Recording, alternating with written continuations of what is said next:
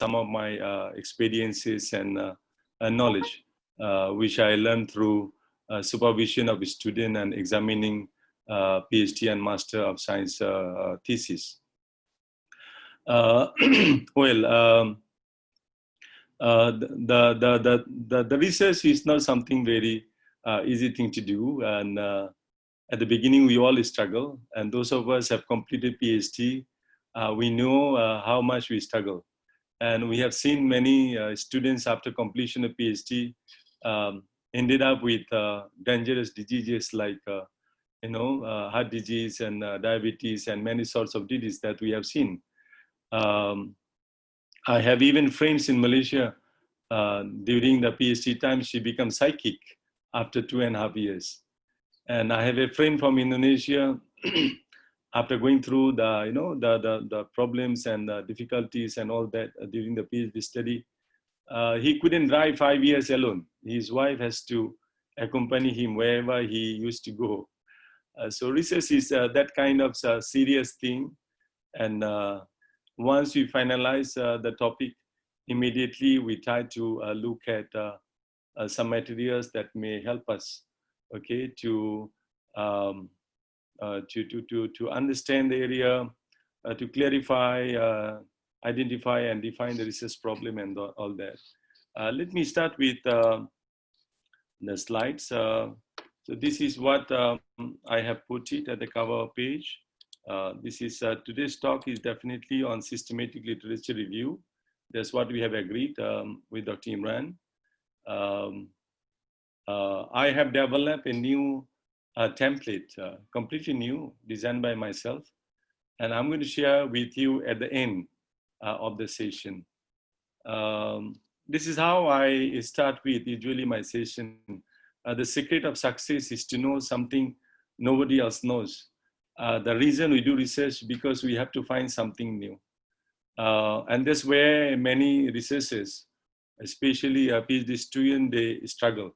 And when academicians like us, when you submit papers for publication, this is something that where we will be struggling always to find something new. If you have possession of something new, that will differentiate yourself from others. You have something new, something different, something very special, something very distinctive that can be only achieved through a very systematic research. All right. A systematic literature review is basically a review that clearly formulate question, all right, using a systematic and explicit method of identifying, selecting, and critically appraising relevant research, and to collect and analyze the data from the study that could be useful in our research. So it's basically, first of all, we have to have a research problem. This is very important, and from the beginning, I would like to focus on it. Whenever we do a research, there must be a problem, okay? If there's no problem, then there should not be any research. When you could conduct research, it involves a lot of money, time, as well as stamina. So why should we be wasting our time, money, and stamina for something that's not worth to study? So there must be a problem that troubles us, that bothers us, we are concerned of, and then we need some kind of solution. So for that, when we have a clearly formulated question, then we will use a systematic and explicit method of finding the relevant research, and then we see how those research can help us to formulate our research, and as well as will guide us to collect and analyze the data.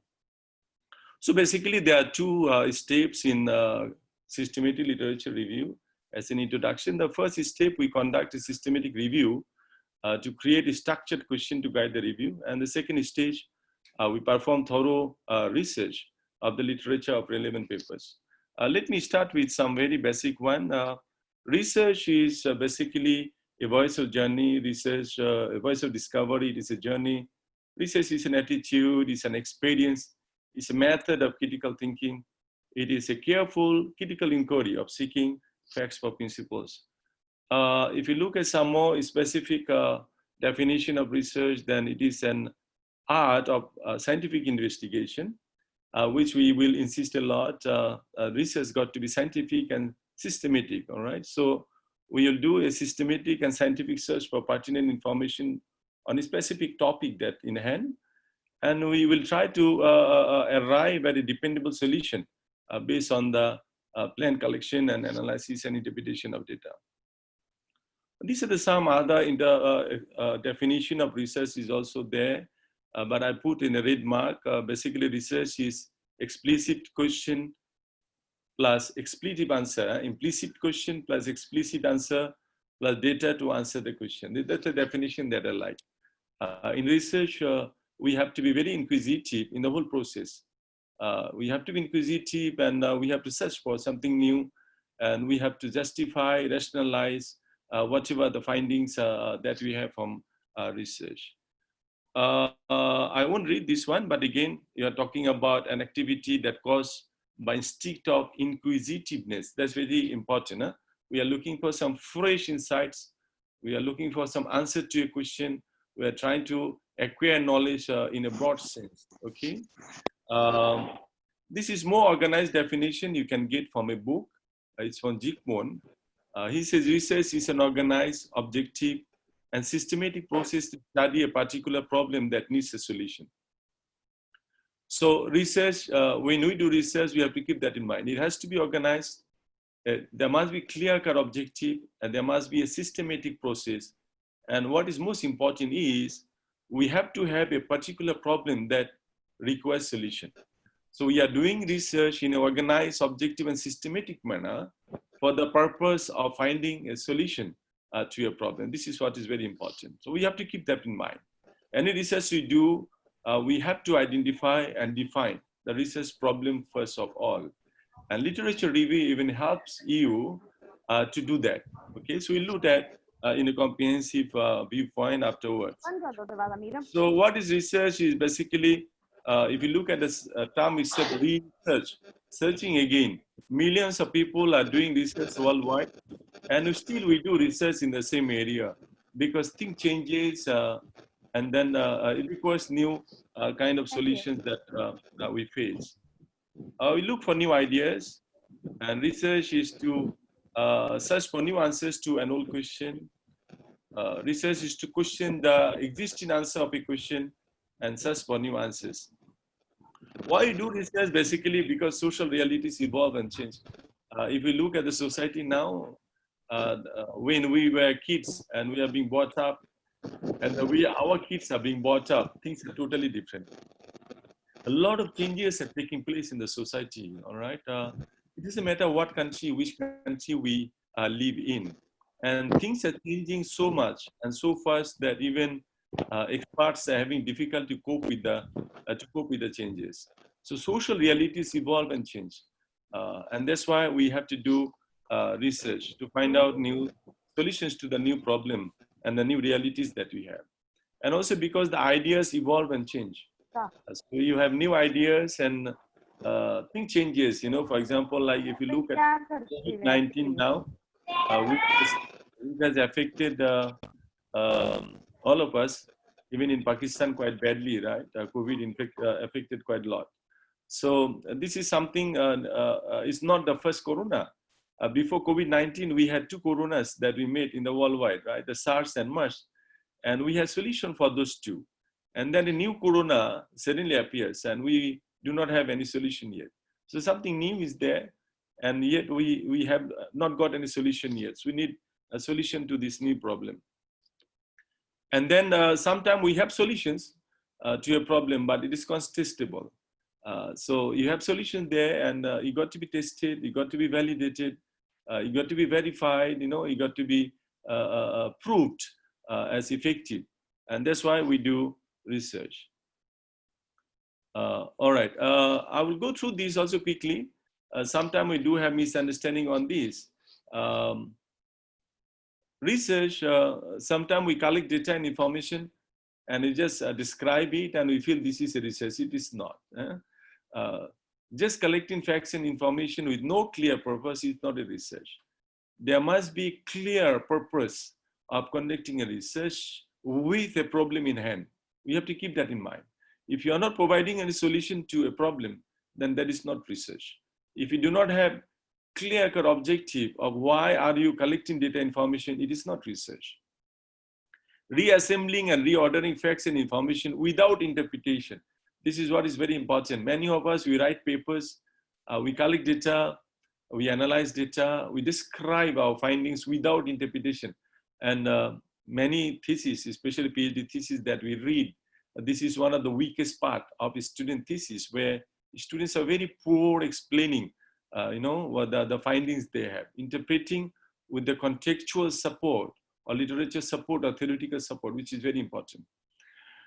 Number three, if research is as an aesthetic activity with no or little relevance to everyday life, if we conduct research and it benefits only few people, very few people, then this is not research. Research should benefit a large scale of people, a lot of people. It must have some kind of application in everyday life.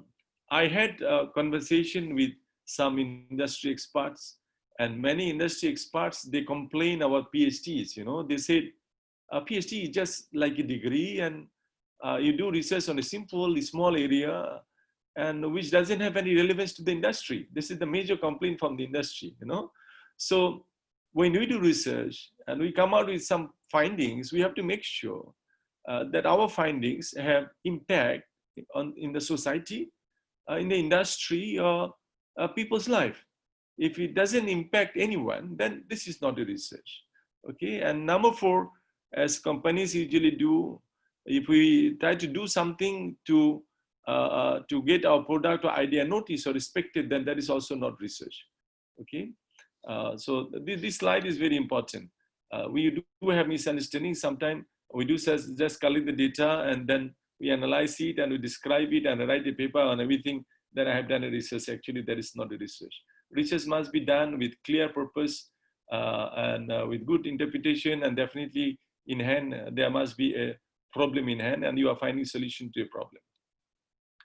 So conceptualizing the research study, so we start with the title itself, and then we'll have a purpose statement, research question, research objectives, and then we will have hypothesis. We have to remember that when you do research, it is one piece of work.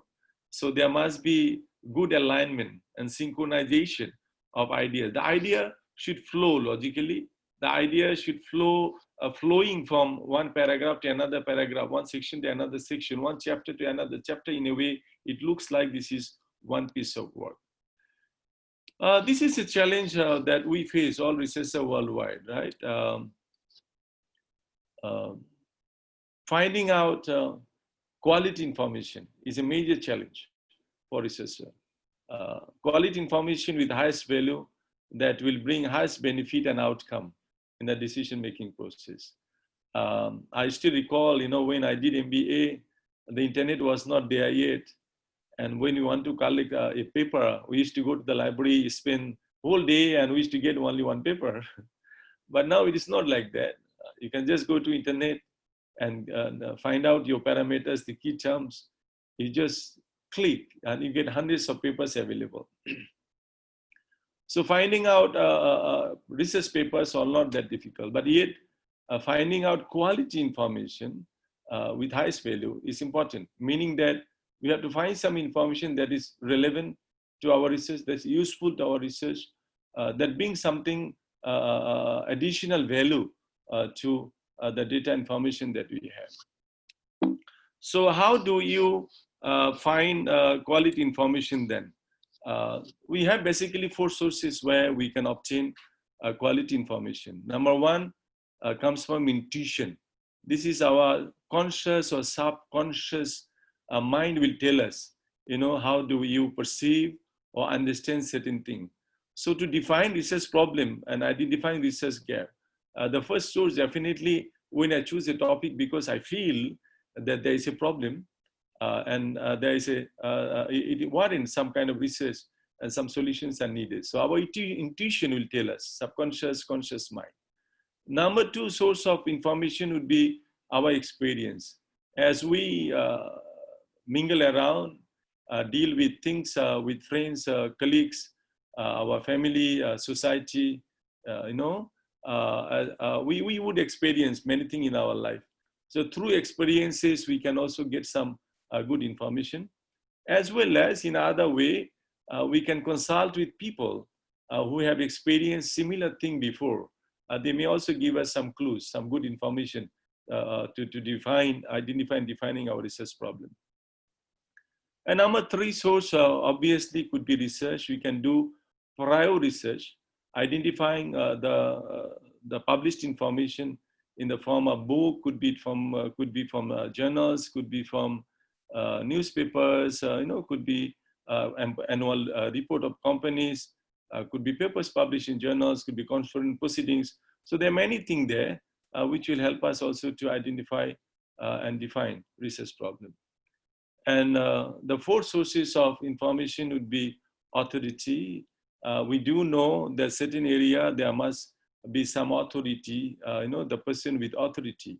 It could be an industrial expert, it could be an academic expert, which we may consult and get some useful, good information to identify and define research problem. The reason we review literature review, let us look at it before I proceed the deeper of the topic. Because we want to get some preliminary, material. We do a preliminary search of existing material. This is number one, the purpose of doing literature review. Number two, when we get materials, then from there we organize valuable ideas and findings. And then we will also identify the other research, could be similar to me or you in progress. Number four, we generate research ideas from people, we generate our ideas. And number 4, 5, definitely, these all 4 stages will help us to develop a critical perspective on the research problem in hand. There's some more discussion there on why we do literature review. For example, we would like to get up-to-date understanding of the subject. We'd like to identify the kind of research method being used. We would like to be informed about the views and search of experts in the field. It will help us to formulate a research topic, question, and direction, definitely. And definitely, literature review will provide us some kind of, assistance in subsequent research findings, which can be compared with the earlier findings. Now, this is a process proposed by Saunders, 2003. As you see, we start with research question and objective. Once we identify and define research problem, then we will break it down into few research questions or few research objectives. So once we have research questions or objectives, that will help us to define the parameter. And once we have the parameter, we will generate the keywords. And once you conduct the search using the keywords, you should be able to obtain the literature. Once we have the literature, we evaluate it, then we record it, and we start drafting the review. And this process will continue. As I said, I'm going to propose a new template for you. This slide, I want you to keep in mind so that it will be useful for you to understand more. Now, the literature search strategy, again, as I said earlier, the one proposed by Saunders is similar, that you have research question and objectives, then we define parameters, we find out key terms, we obtain the literature, review them, that's the process continues. So that's what is being mentioned here also. The problem with many of us when you do literature review is, what we do most of the time, we read paper, we summarize, and we present it. And we think that that is literature review, but that is not a literature review. Taking things from people and putting it straight, summarizing and describing, that is not literature review. Literature review got to be critical. And it has to be systematic, and yet it has to be critical, and it has to be balanced. Okay, so how can you make a critical literature review critical? When we are able to assess the strength or weaknesses of theories presented in a paper, it becomes critical. We assess, we are evaluating. when we show clear understanding of the topic, meaning we are not only describing a theory or taking things from people, we do also show our understanding in our own words. Meaning when you are taking things from people who are citing it rightly, and then definitely we have to infer our own understanding about the topic. That shows our clear understanding on it. Citing of key studies, all key studies in the subject territory.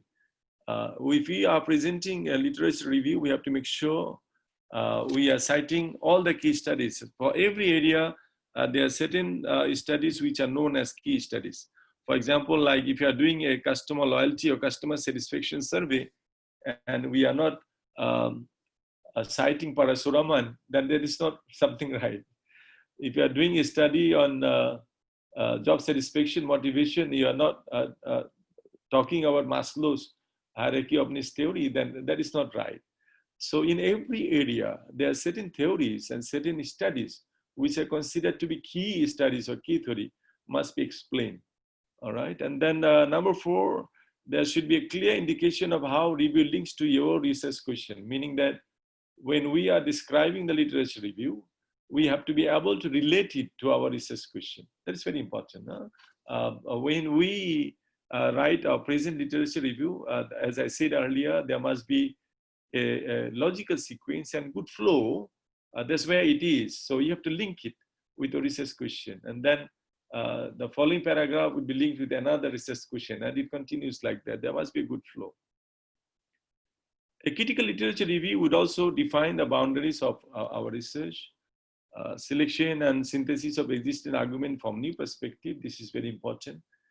Just describing things from that you obtain from literature is not enough. We have to have good argument, strong argument.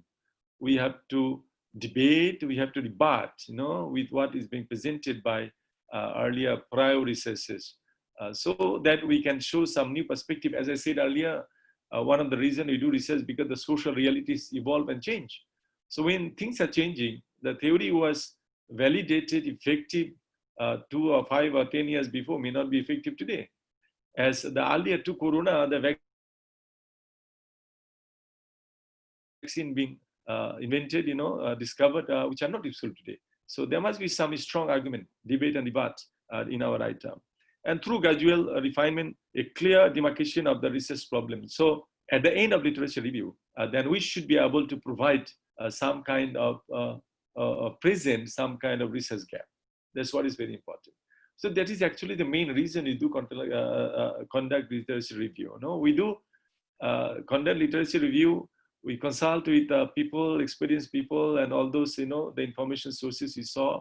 We read paper, we review them, we evaluate them, and we relate those findings to our research. Is basically to have a clear demarcation of our research problem. So research gap will be identified through literature review. So the key purpose of critical review, number 1 would be, we'd like to further refine research question and objectives. We may have certain research question and objective prior to starting the research, but as we read more, we may define research question objectives. We would like to rediscover recommendation for further research. When you read paper, almost every paper, at the end of the paper, we will have a section, recommendation for further research, or in the conclusion, some authors may put it there, okay? So basically what they did not do, or what they could not do, they will recommend it for the future researchers to conduct research on the area. That gives valuable information, something very important to the research problem, but they fail to do it. And they only realize it after completion of the research. So that one you have to pick up from literature review. And definitely we have to avoid the repeating works. There are cases, especially in Asia, not many of us do a genuine research. We take things, paper from Western world, the research being done, and then we try to replicate it in our context. There's nothing wrong with that. We can do that. But again, if you produce the exactly same thing that being done before, then you are just wasting your time. There's nothing wrong with replicating a study, but again, there must be something new, extension of it, or you're testing effectiveness, you're validating, you're nullifying as you're adding a moderating or mediating variable. Something new must be there when you are replicating a study. And when you're doing a critical review also, it is to provide insights to strategies and techniques appropriate for your research objective. So you are getting clear-cut guidelines that how you should be conducting the research in your area. This is basically, sometime as we see many of my students even will come and ask me, I want to follow these strategies. I say, why you do that? No, because I think this is appropriate. How do you think it is appropriate? So a student will struggle to answer the question that I posed. So I will tell students, no, that's not the way. When you say, I want to use this strategy or techniques, then you have to cite some papers. There's some previous researchers use this study and techniques and it was very useful, so I'm going to use that. That's the way we have to develop and formulate our studies. So this is key purposes of a critical review. This slide is very important. When we read paper, I will discuss this slide from two perspectives. One is we need to have certain skills when you read paper. Number one, previewing. You should be able to preview a paper and then decide whether I would like to read more or we'd like to just drop the paper. We have to have that skill. Number two, annotating. We must know which one to take. Very important parts of a paper. When you read, we highlight, we underline, and then we take those things from the paper. So we must know what is to take from a paper. A research paper in social science could be 10, 20 pages long, sometimes even could be 30 pages long. We don't take everything from a paper. We might be just taking few lines or few sentences from a paper, okay? Or we might be just taking an idea from a research paper. So you must know what to take from a paper.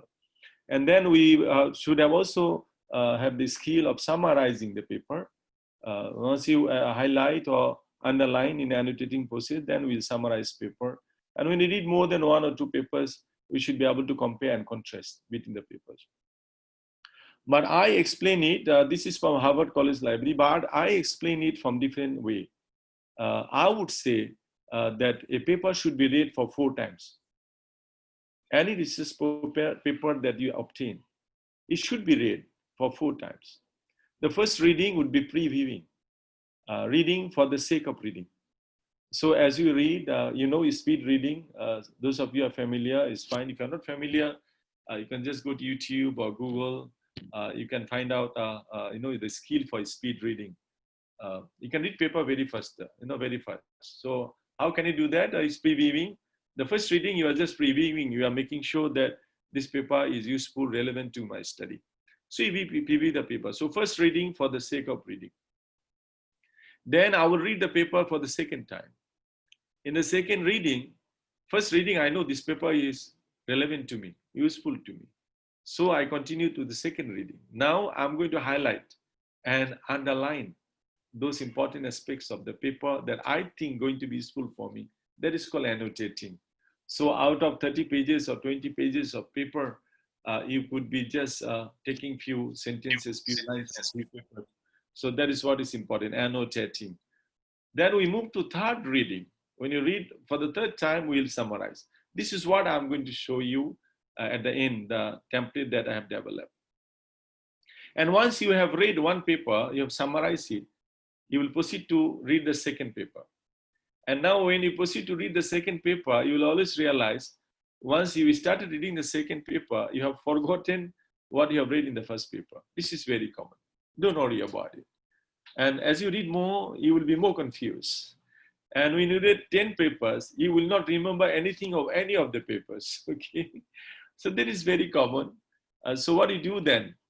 We go for fourth reading. Once you read more than one paper, we'll go for fourth reading. Fourth reading, basically, we will compare and contrast between papers and among papers, okay? So this is very important. So I am suggesting that a research paper should be read for 4 times. First reading for previewing, just reading for the sake of reading to see whether really useful or not, relevant or not. Number 2, annotating, highlighting, and underlining in the second reading. In the third reading, we summarize the paper. And when you read more than one paper, we will read again 4th time and we'll compare and contrast. So this is very common. So as you read more, you would be confused. You would be lost.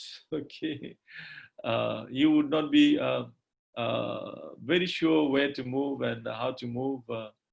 Kind of things he will develop, because certain studies say this is positive, this is negative. Some which say this is this has an impact, this one doesn't have impact. And some study got this variable and another paper got another variable, and once you summarize 40 papers, you have like 30, 40 independent variables. You do not know which one to take. So this is very common. You will be like burned out, and you would be overloaded with information. Reading so many papers, you got so much information, and sometimes you feel difficult to carry them. Even when you lie down on bed, you want to sleep. I don't really get into sleep because your mind is bogged down with all those things that you read, the papers that you read, and the information that you have on your head. So this is also common. Sometimes you will have a situation like you get stuck and you do not know what to do now. And then you start consulting with the supervisors, you start consulting with other academics, you start consulting with your colleagues, researchers, and read more papers to understand it. Okay, so when you reach some kind of this situation, you got stuck and you do not know what to do now, then possibly you may have to read more papers, or you have to read the papers you have read and you have to read again to understand and clarify things.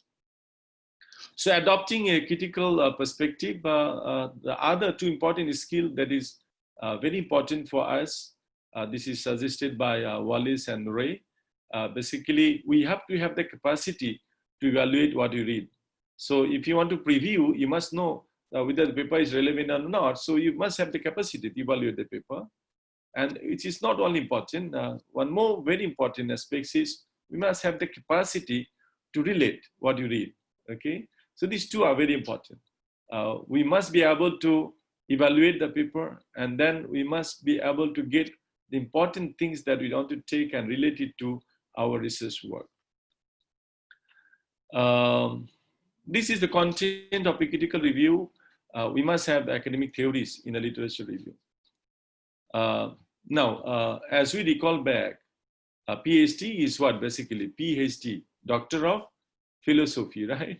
So when we have a degree, it's not Doctor of Management or Doctor of Marketing or Doctor of Finance, it is Doctor of Philosophy.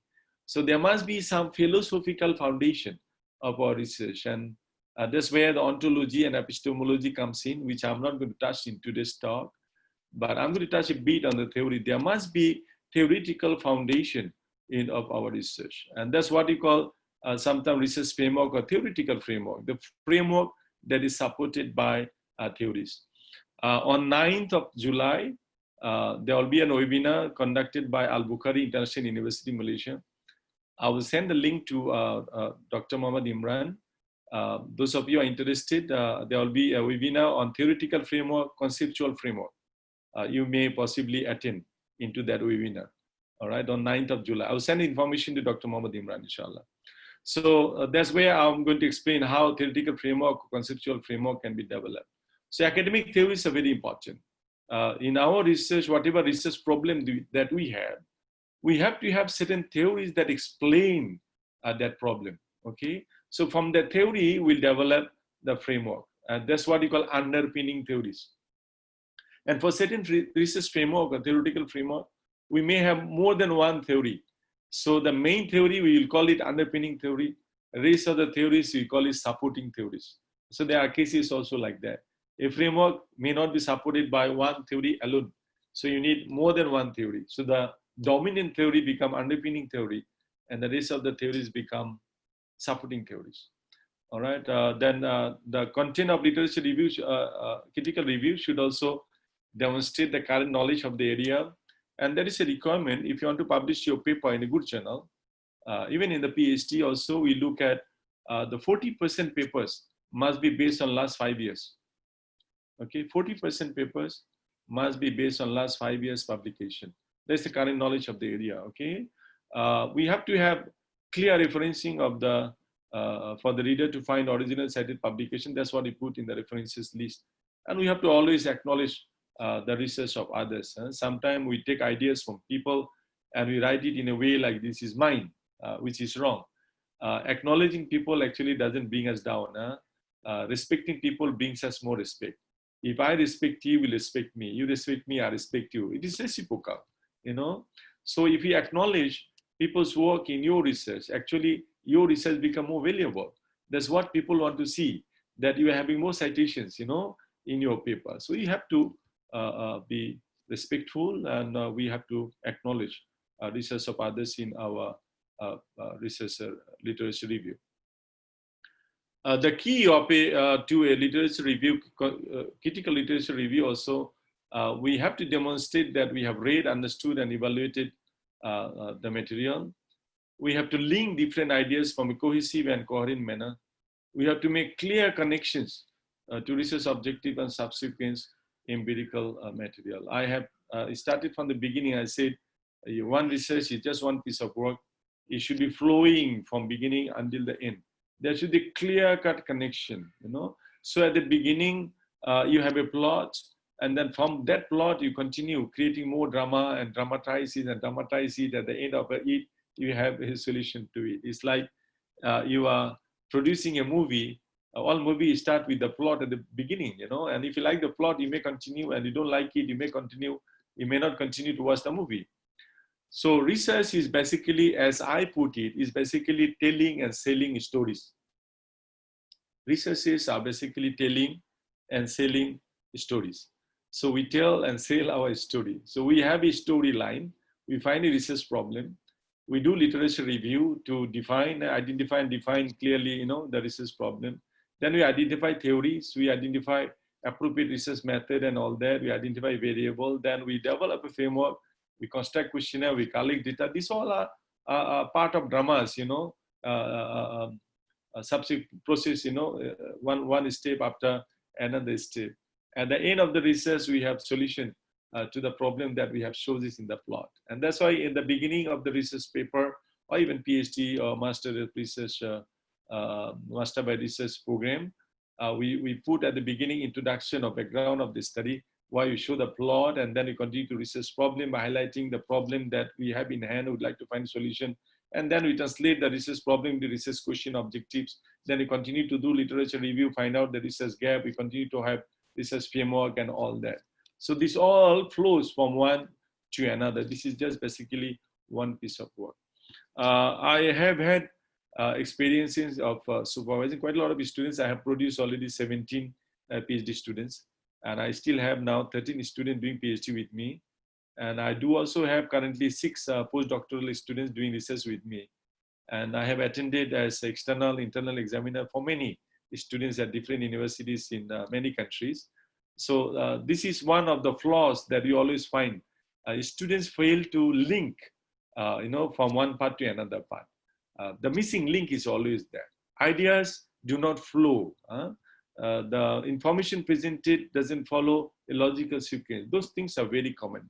So this has to be very coherent manner and cohesive manner, okay? Now, when we say theory, then a theory has some building blocks, you know, building blocks of a theory. Theory start with ideas. First, we have idea. Not all ideas are good, right? Some ideas are stupid ideas, but again, we say stupid ideas are the best ideas, because people don't understand. That's why they will call it a stupid idea. If the people understand it, then it is not a stupid idea, it's a good idea, because everybody understands. But actually, the idea that is new, innovative, very creative, not many people understand. They call it a stupid idea, but that idea becomes the best idea most of the time, okay? So one idea, when you convert it into something, you know, you can symbolize it, you can visualize it, it becomes a concept. So now we can see this is something visual, you know, conceptualizing it to concept. From the concept, we break it down to a small part that we call construct. It's like when you have variables in a study, become construct. And from the construct, we continue to proposition, which is making assumptions, constructing hypotheses. So we are assuming relationship between two constructs or more than one construct.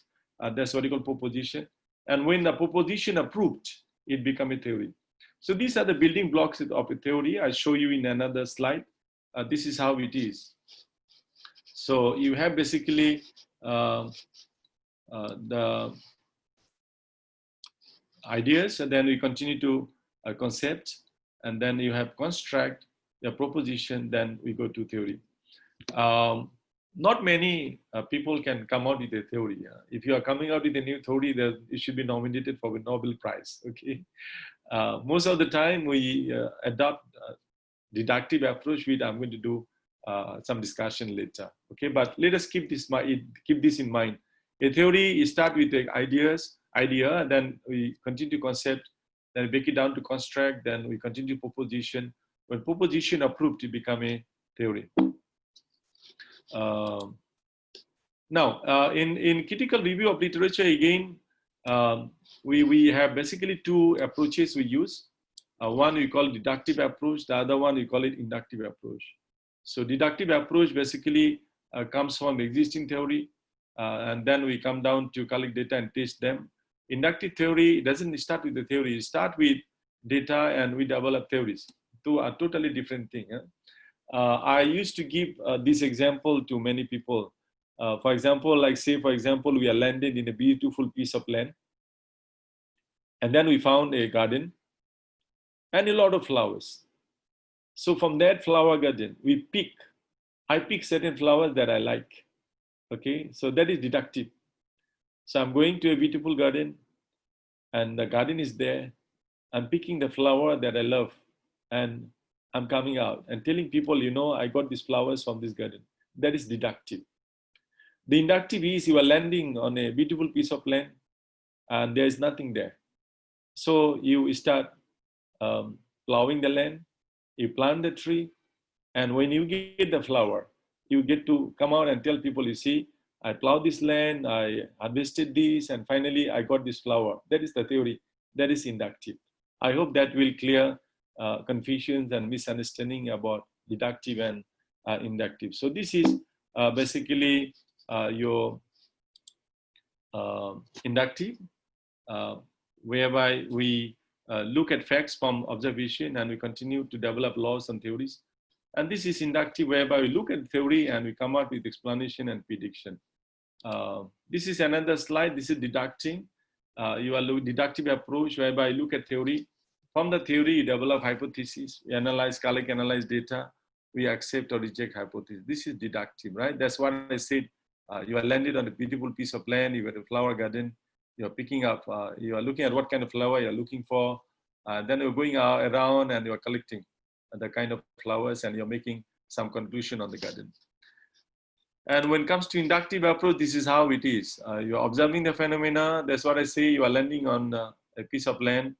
You observe the land, you plow the land, you plant the tree, and finally you get the flower. Okay. So you observe phenomena, you analyze the pattern and themes, you formulate relationship, and then you develop a theory. This is inductive. Now, in a systematic literature review, there are a few phases that we have to follow. Phase one, we specify the research question. From the research problem, we break it down to a few research questions. We develop review protocol. We validate the review protocol. That is stage one. And the phase two, we conduct the review. We identify relevant research. We select primary studies. We assess the study quality. We extract the required data, and then we synthesize the data. And phase three, we'll document the review. We will start writing the review report, and then we continue to validate it. Now, this is another way of showing the stages of systematic literature review. First stage, we plan the review, whereby we identify the need for a review based on the research problem in hand. We prepare the proposal for review. We develop a review protocol. And then stage two, we will conduct the review. We identify the research. We select relevant studies. We assess the study quality. We will extract and monitor the progress, and we synthesize the data that is being extracted from the paper. Okay, and then stage three, we will start writing and reporting, right? So we develop comprehensive summary, and then we will proceed to our field work. I would like you to also, the participants of this webinar, to remember the kind of life we are in now. This is a situation we are in now. At home, while you are having tea, father, mother, everybody having notebook, laptops, and whatnot, even if you look at the bottom on the left side, even the granny is providing the food and everybody is with media. So this is the kind of life we have. So if you are doing a research, you have to keep this reality in mind. Things have changed a lot. The kind of research we used to do before, we may not be doing the same kind of research at this moment. Now we have to do something totally different. That remember we said, if your research doesn't benefit the majority, good amount of people's life, then it is not a research. So we have to keep that in mind. And also we have to keep that in mind that the future jobs, we are arguing that 65% future jobs are not present at this time. So 60% of current job will be obsolete in near future. So the new jobs will come from mental health related, robotics, creative discipline, music and arts, multi-intelligence, automation and digitization, freelance job and multidimensional job. That's that kind of thing. We say that 60% jobs will come from these areas. So COVID, actually, if I showed you this slide 2 years before, you may not have agreed with me, but COVID has, brought up a situation that makes us believe that this is going to happen. We are going to have completely a different world when we settle down with COVID. And also the participants, please be reminded, the Spanish flu in 1918, when it attacks the world. In the first wave, only about 1 million people were dead. But after 3 months, people came out on the street and they were very happy, enjoying their life. And then the second wave came in. You know how many people infected in the second wave? 500 million. And how many were dead? 50 million, First wave, only 1 million. Second wave, 50 million. And after the second wave, people come out after 3-4 months to the street and start enjoying again. The third wave came in, And third wave, even 2-3 more million people dead. So the Spanish flu took 55 million people's lives from this world, in 1918. And it took about 2 to 3 years to settle down in the world, So the COVID that we have now, we have to be really careful. We have to be really serious, It's not something that going easily. It's going to be there for a few years. At least 2 years is going to be there. And things going to be changed totally. Even after 2 years, when we settle down, we are going to see a totally new world. So we have to have that in mind when we do select a topic for research now. Now, this is what the slide I put, the stages, the phases, and all this content that I have discussed up to now. If you have understood it very well, I am sure, inshallah, I strongly believe you will have this kind of situation. You will have a very good literature review.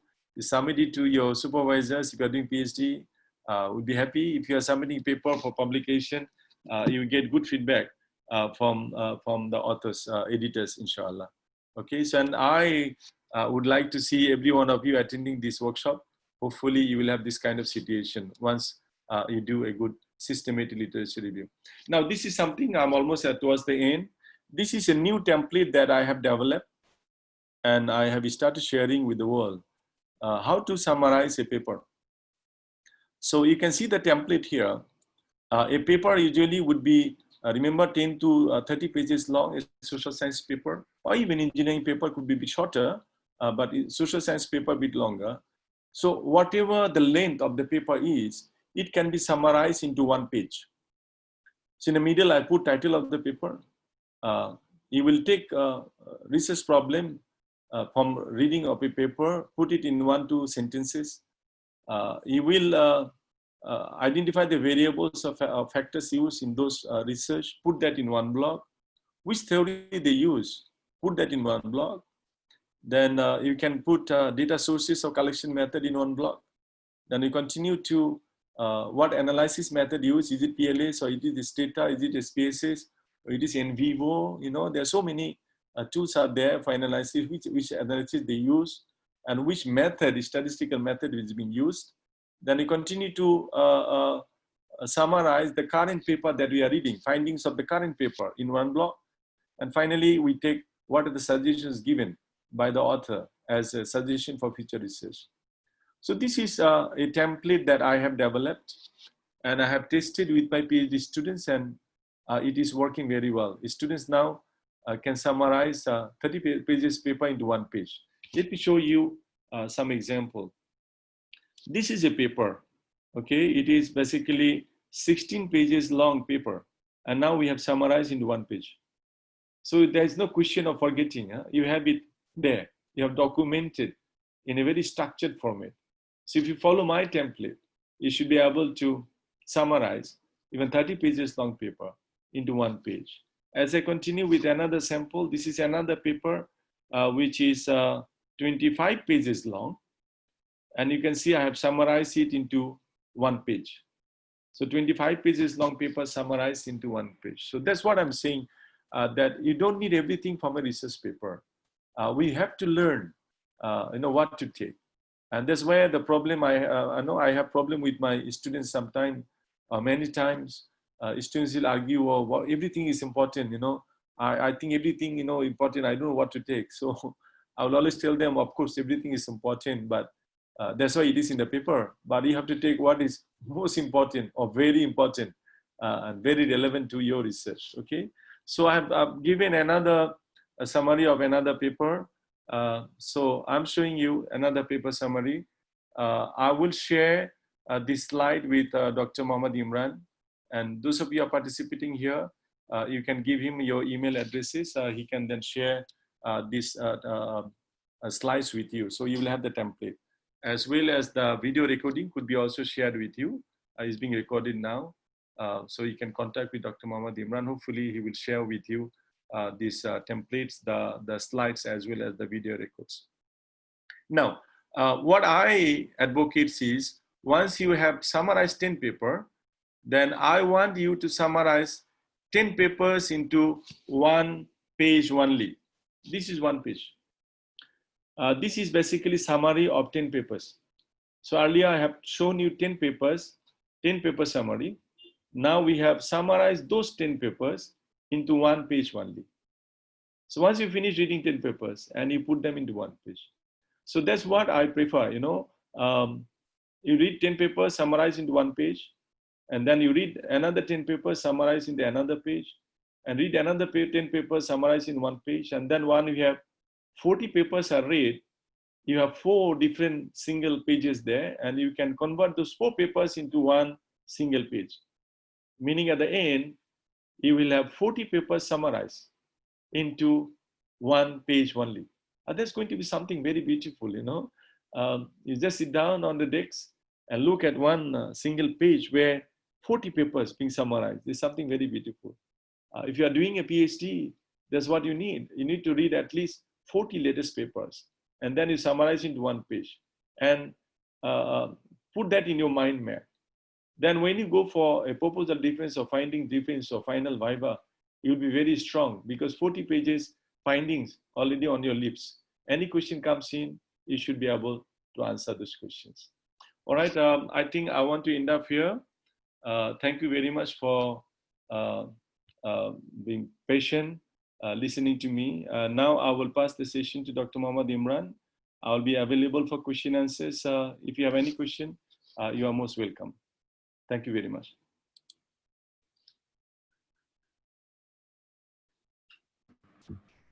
Okay.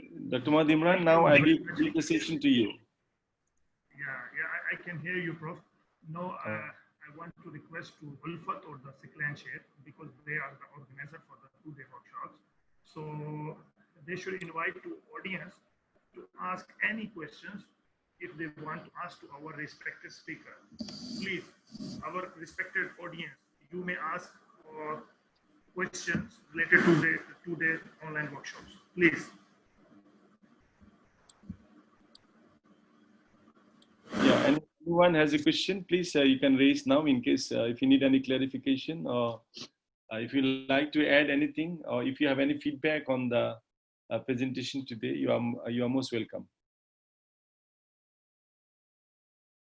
Okay, Ulfat or the clan chair, can you hear me?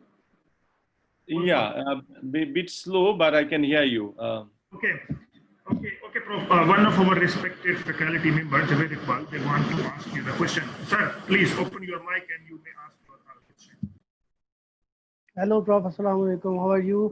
Assalamu alaikum. Prof, how are you? I'm fine. Thank you so much. Thank you so Well, much for giving valuable session to our students and to us. You are really helpful and really intelligent person, really. thank you. Thank you. I just tried Okay. to share Yeah, some Prof. of my I have experience. one only minor suggestion Yeah. that if we are going to use more than one theories, as you said that we have some underpinning theory and then we have some supporting theories. I have read somewhere that if you are going to use multiple theories, you must be careful Yeah. because sometimes the theories consist some exceptions because the theories are based on some rules, Assumptions. some Mm. assumptions. Yes. So if we are going to utilize two or three theories, we must study their assumptions because it may happen that the assumption may conflict with each other. Yeah. So it can Yeah. create the problem to the student in their final viva if the examiner know about the assumptions or the theories. So we Mm. should be careful while selecting multiple theories in our PhD. Yes. Very good point, Prof. Very good clarification. Because so Thank when you. we basically want one theory to underpin our study. But Yeah. sometimes because now with social media, all that, getting paper is very easy. So Yes. a lot of research being done now. So to create something new, to come out with something new become too difficult. Yes. So Yes. that's why sometimes having one theory may not be enough to come out with something new. So we will recommend that, okay, we go for more than one theory. But again, you got to be careful. Assumptions should be similar. Not only that, also, Prof. Certain theories are organization level theory, and there are many theories are individual level theory. We got to be also Yes. careful. We cannot Yes. Yes. mix the two kind of theories in one framework. We got to be careful of that also. Yes. Sure, sure. Very true. Thank you, Very Prof. true. That's it from my side. Thank you so much. Sure, Prof. You're welcome. Thank you so much. Thank you. Any other question? Please feel free to ask if you have. Brother Hamad Wazid saying he has a question. Sir, Assalamu alaikum. I am Hamad Wajid, student of MBA 8th semester, Islamic Okay. University. Wow. Sir, your discussion was very helpful. Minor question. While we are explaining literature review, there comes certain conceptual models which includes mediator and moderator. So while explaining mediator and moderator relationship with independent variable with dependent variable, researcher gets confused who is doing research for the first time. So kindly, sir, explain how we can explain mediator and moderator relationship with independent and dependent variable in literature review. All right. Basically, this is a very good question and very complex one. It will take a bit longer time to explain and clarify the issue. I would like to invite you to attend my webinar on 9th of July. That's where I'm going to explain what are the conditions got to be fulfilled in order to introduce moderating variable or mediating variable, or what are the contexts where we have to introduce the control variable. Even there are cases we have outcome variable and also in antecedents, So there are many things there. Please join on 9th of July because that session would be in Google Meet. They will take 250 there and they will also do Facebook Live. In Malaysia, most of all my webinars, we have more than 250 participants. Even 10 minutes before the Google classroom would be full with 250. So now we have decided to open it for Facebook streaming. Please join that talk because it will take quite a long time to explain you. And also possibly you can take my WhatsApp number from Dr. Muhammad Imran. You can communicate with me. I will send you 4 research papers that explains the moderating and mediating variable cases. All right, Hamad? Hello, Brother Hamad? All right, sir. Thank you very much. Yeah, I think it would be very difficult for me to explain it in 5 minutes or even 10 minutes time. Yeah. Okay, sir. No problem. Thank you. Welcome. Assalamualaikum. This is Sayyida Bushra Hussain Rakib from Multan, Pakistan. Thanks for your kind and well informative session. I want to like the question about what is the most supportive reference style in social sciences? Sorry, Sister Saida Busra. Again, the question again. What is the most suitable reference style in social sciences research? Okay, understood. Thank you. Basically, we have three referencing styles in the world now being used among researchers. The most popular, definitely APA. We do have also Harvard style of referencing, and we have Chicago style of referencing. But currently, almost all established journals and good universities, they use APA style of reference. That's the latest one. APA would be definitely the latest and most used by good journals. Is Chicago style is also applicable in social sciences? Is it applicable? Applicable, but we don't use that anymore. We used to use that 10 years before. Yes. Oh. Yeah. Thanks. 10 years, 15 years before. Now, mostly we concentrate on APA, but Harvard style of referencing is also acceptable. Right. Thank you. Welcome. Exactly. Is Dr. Rabia is there? Is still online, Dr. Rabia?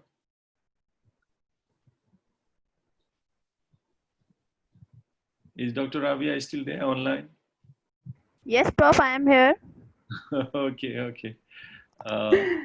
Dr. Rabia is supposed to do postdoctoral program with me. So first time Yes. listening. Yeah, thank you for Yes. Thank you so much, Prof. It was so informative for us. Okay, sure. Thank you. You're welcome. Thank you. Is there any other question that participants would like to ask or you need clarifications? You'd like to add something with my presentation?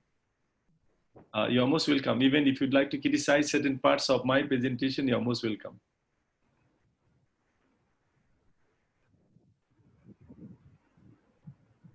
Dr. Mohd Imran, it doesn't seem that we have any question from the participants. Sir, I have another question. Yes. Sir, kindly elaborate that for thesis of MPhil, what should be the length of literature review? I mean, how many pages we should be including in literature review? Okay. All right. All right. I have given my WhatsApp number to in the message box. You can take it from there. In the message box, I've just given the WhatsApp number. Okay. When it comes to page numbers, how many pages for PhD and how many pages for Masters or MPhil? For PhD, we expect about 200 pages, about 200 pages. But there are cases, some students, they love writing more, even they have 400-500 pages long thesis also there. But I always prefer like 200, around 200 plus, minus. My own PhD thesis was only 190 pages long. And some of my colleagues who are doing PhD with me, they complain, and they said, how come it's so short, I said, I basically talk less and I write also less. Why should I be writing extra than what is needed? But again, Alhamdulillah, I got the best thesis award at USM in the year I have graduated. So for PhD, it would be about 200 pages of full thesis. So from there, I think literature review would be about 70 to 80 pages already. If you are doing MPhil or Masters, the thesis length would be about 100 to 120 pages. And your literature review would be about 40 to 50 pages. Did I answer your question? Thank you, sir. I got it. All right. Thank you. Sir, I have a single request. Can you provide your today's presentation? Yeah, definitely. I'm going to pass it to Dr. Mohammad Imran. Please contact with him and he will pass it to you. You can WhatsApp me. I've given my WhatsApp number on the screen, on the chat box. I've given my number. You can take it and you can, is it privately given or how? Okay, it's going by name. So that's a problem. How do I make it like everyone? Okay, I put it everyone. Okay, now I put it.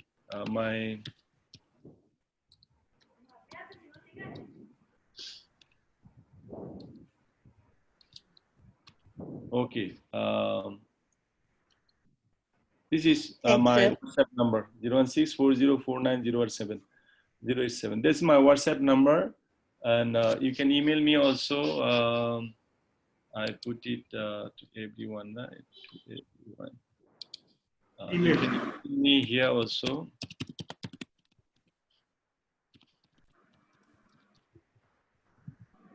You can email me here. I've given you my email also. So my WhatsApp number is there. My email address is there. Right. And also those of you participated today, Thank you, sir. you can also watch my YouTube channel. You know, I do have YouTube channel on research methodology. I write it now on the screen. You can go and watch short videos on research methodology.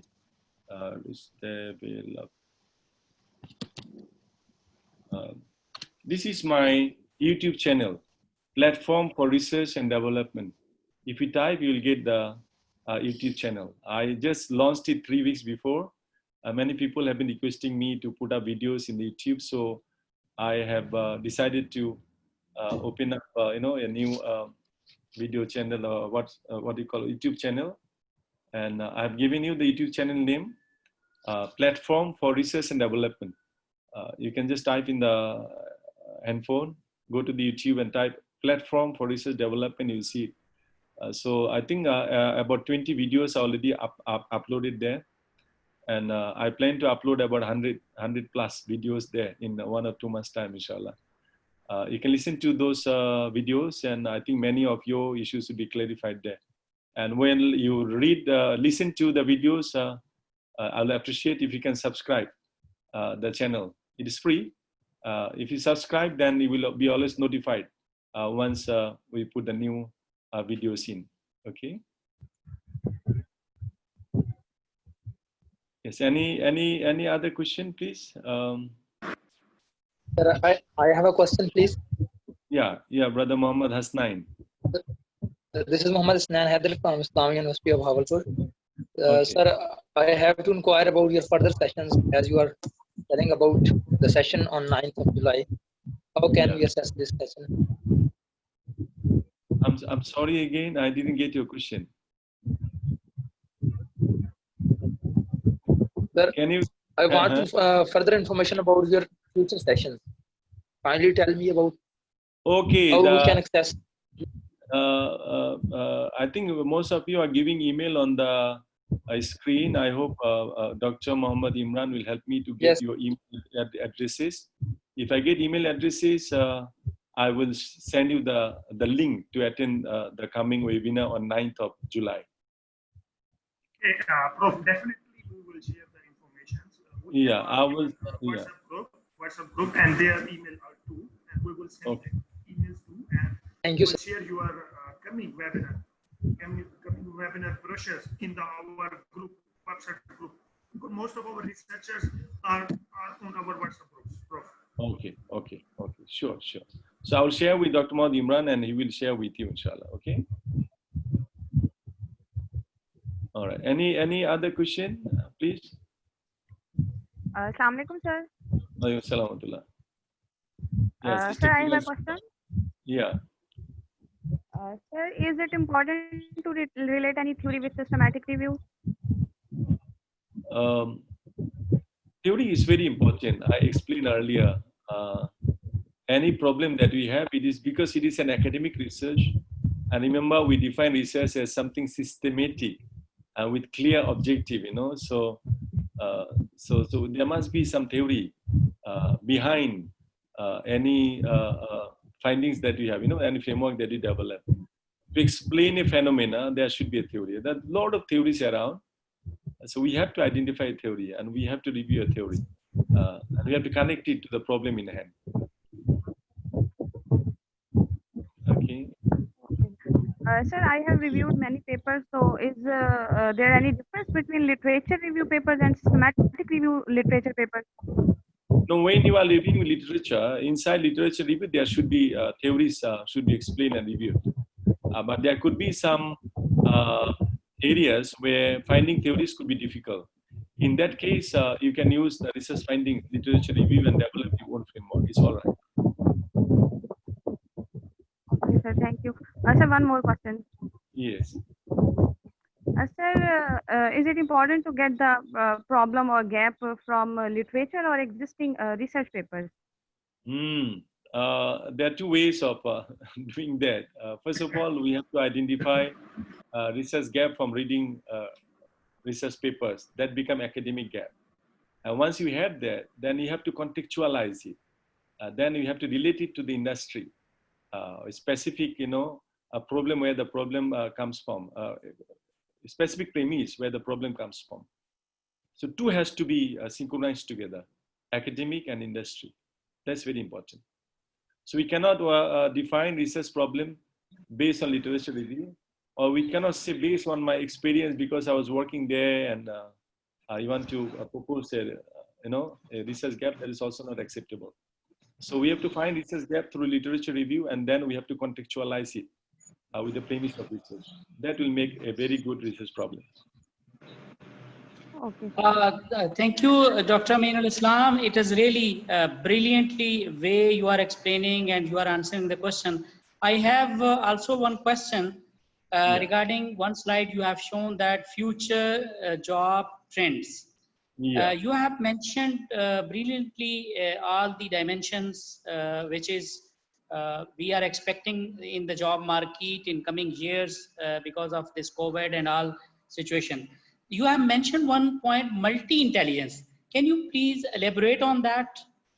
Yeah, basically, at this moment, even we can see that we do not expect someone coming with specialization in one small area.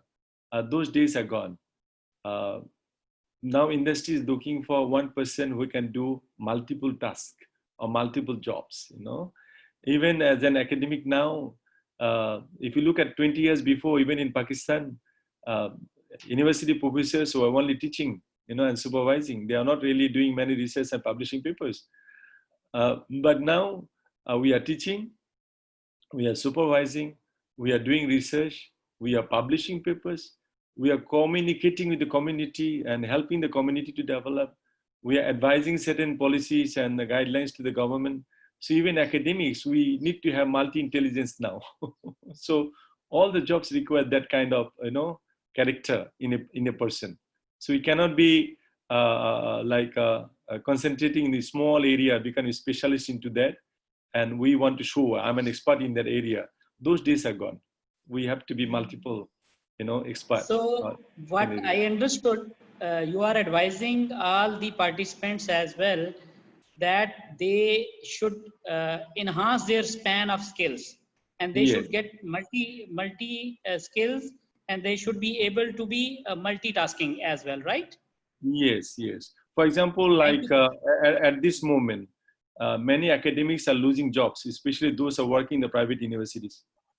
I'm very sure it's happening in Pakistan also the same. Okay, many people are losing jobs in the private universities because the new enrollment is stopped, and even the student dropout would be high. So when you don't have a job, what can you do now? If you're multi-skilled, then you can do something else, For example, if you're very good in artificial intelligence and all that, you can do now online teaching, online supervision, online consultancy, and many things can be done online. So that's what I'm talking about. We cannot simply depend on one jobs. We have to have different, skills with us so that one job is closed, another job is available for us. So that's a great advice. Thank you so much, doctor. Thank you. So I think the last question, I am requesting for last question. If you have any last question, then we take it and then we close the session. If no question, then I would like to pass it to Dr. Mohd Imran to conclude the session. Dr. Imran, are you there online? Okay, yeah, I can hear you. I can hear you, Prof. Okay, I think that's all for today. I'm very, very, very thankful for your two-day sessions, Prof. You have delivered very informative and detailed information about literature review, how to do the systematic literature review. Anyhow, I want to invite our senior faculty member, Dr. Javed Iqbal, if he is around. Please conclude our two-day workshops. Dr. Javed, can you hear me?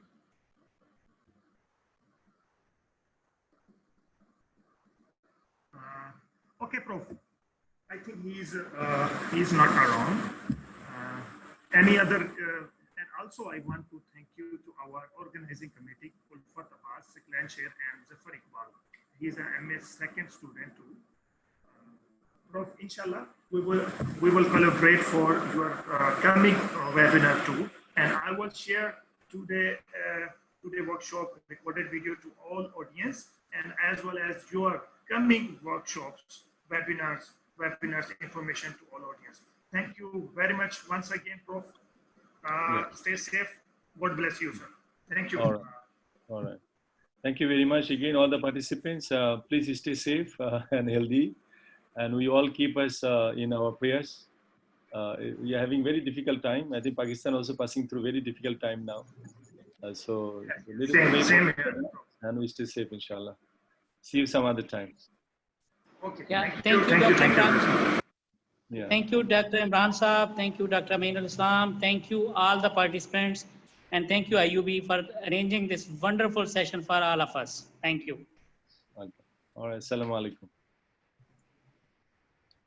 Okay. Bye-bye. Wa alaikum assalam.